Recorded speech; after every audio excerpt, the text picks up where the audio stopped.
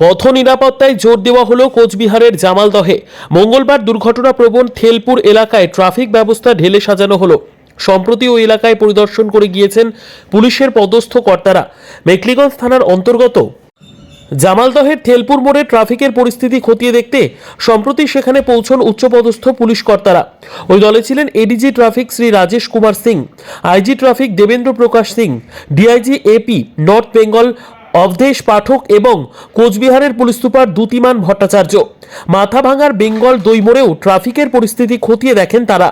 যান চলাচল কিভাবে নিয়ন্ত্রণ করা হচ্ছে তার বর্তমান পরিস্থিতি দেখেন কর্তারা। কিভাবে এর উন্নতি করা যায় তা নিয়েও আলোচনা হয়। এলাকায় যাতে কোনো দুর্ঘটনা না থাকে এবং যান চলাচল যাতে স্বাভাবিক হয় তা নিশ্চিত করতে এই পরিদর্শন। পথ নিরাপত্তা নিয়ে রাজ্য পুলিশের পদক্ষেপেরই অঙ্গ হিসেবে এই পরিদর্শন বলে জানা গিয়েছে।